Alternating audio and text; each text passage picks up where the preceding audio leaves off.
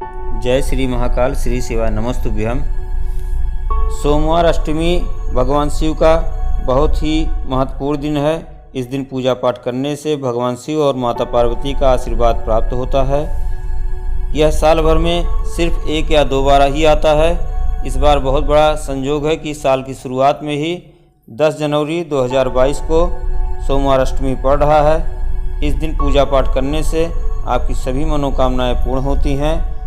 जो भी मनोकामनाएं आपकी हैं इस दिन पूजन करके आप उसे पूरा कर सकते हैं। नए वर्ष की शुरुआत बहुत आप अच्छे तरीके से भगवान शिव का पूजन अभिषेक करके कर सकते हैं।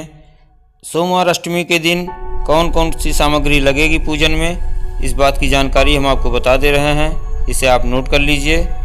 सबसे पहले आपको चावल के 31 दाने लेने हैं और खड़ा मूंग 31 दाना, मूंग का 31 दाना लेना है और 31 बेलपत्री, ये 3 सामग्री आपको लेना है।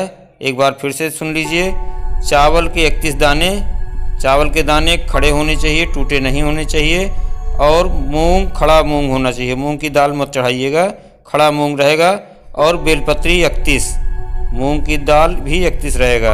ये तीनों सामग्री लेके आप सुबह शिव मंदिर में चले जाइए। बेलपत्री आप एक दिन पहले ही, सोमवार को बेलपत्री नहीं तोड़ना चाहिए, रविवार के दिन ही आप बेलपत्री तोड़ के रख लीजिए। 31 बेलपत्री सुबह लगेगा और शाम के पूजन में 7 बेलपत्री लगेगा। हम दोनों विधि आपको इसमें बताएंगे, आप लोग ध्यानपूर्वक सुने।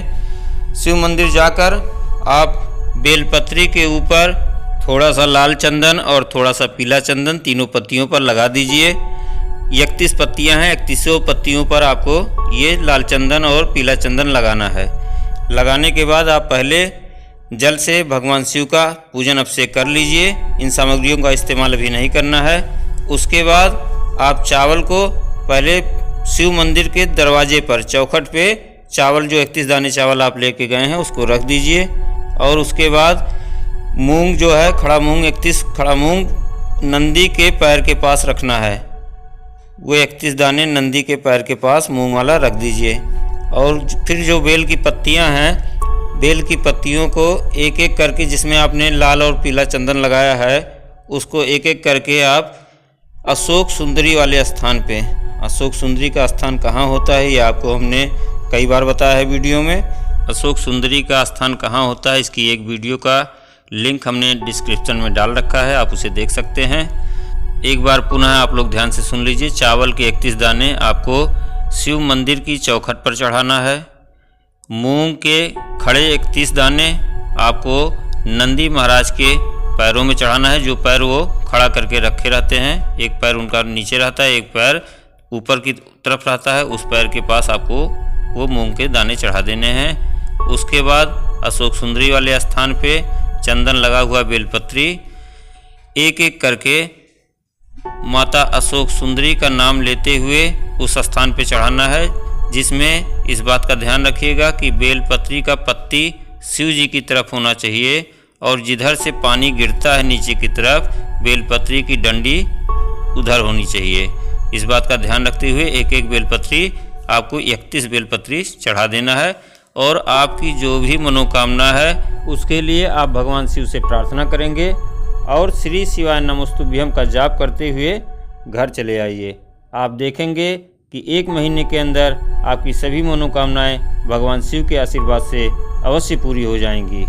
और दूसरा उपाय है, शाम के समय, सोमवार अष्टमी के दिन ही शाम के समय, प्रदोष काल के समय, शाम के समय प्रदोष काल का जो समय होता है वो आप लोग जानते होंगे। सूर्यास्त के आधा घंटा पहले से लेकर सूर्यास्त के आधे घंटे बाद तक का समय प्रदोष काल का समय होता है। उस समय आप शिव मंदिर चले जाइए।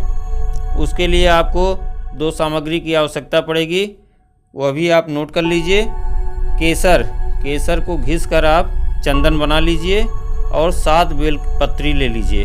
7 बेलपत्री में सबसे ऊपर आप बेलपत्री की जो ऊपर वाली पत्ती होती है उस पर आप ओम लिखेंगे और एक तरफ माँ जगदम्बा के नाम की बिंदी लगाएंगे और दूसरे तरफ भगवान गणेश रिद्धि सिद्धि के नाम की बिंदी लगाएंगे। 7 बेलपत्री पे केसर से घिसा हुआ जो चंदन बनाए हैं आप, उसी से बिंदी लगाना है और वह लेकर आप भगवान शिव के मंदिर में चले जाइए। वहाँ जाकर यदि धन की कमी है, आर्थिक स्थिति आपकी अच्छी नहीं है, पैसे को लेकर परेशानी है, अपनी मनोकामना कहते हुए एक एक बेलपत्री शिव जी के ऊपर चढ़ाना है। 7 बेलपत्री आप चढ़ा देंगे। वह चढ़ाते समय आपको श्री शिवाय नमस्तुभ्यम का जप करना है। जप करते हुए 7 बेलपत्री आप चढ़ा देंगे। उसके बाद अपनी प्रार्थना करके वह बेलपत्री आप उठा के लाल कपड़े में रखकर घर लेकर चले आइए। और उस समय आप जो लाल कपड़े में आपने बेलपत्री 7 रखा है उसे आप अपने व्यापारिक स्थान पे, अपने घर में तिजोरी में, अपने पर्स में, बैग में, जहाँ भी आप पैसे का लेन देन करते हो उस स्थान पे आप रख दीजिए। आप देखेंगे कि शिव जी की ऐसी कृपा होगी कि आपकी आर्थिक स्थिति बहुत अच्छी हो जाएगी और 2022 में धन का आवागमन ऐसा होगा कि पूरे साल आपके पास पैसे की कोई कमी नहीं रहेगी और धीरे धीरे आपकी आर्थिक स्थिति सुधर जाएगी। इस उपाय को आप अवश्य करें क्योंकि ऐसा मौका जल्दी नहीं मिलता है। नए वर्ष की शुरुआत इस सोमवार अष्टमी के साथ करके आप अपने जीवन को सफल बनावें। श्री शिवाय नमस्तुभ्यम। जय श्री महाकाल। आप लोगों से निवेदन है कि वीडियो को लाइक, चैनल को सब्सक्राइब करने के साथ साथ कमेंट बॉक्स में श्री शिवाय नमस्तुभ्यम अवश्य लिखें।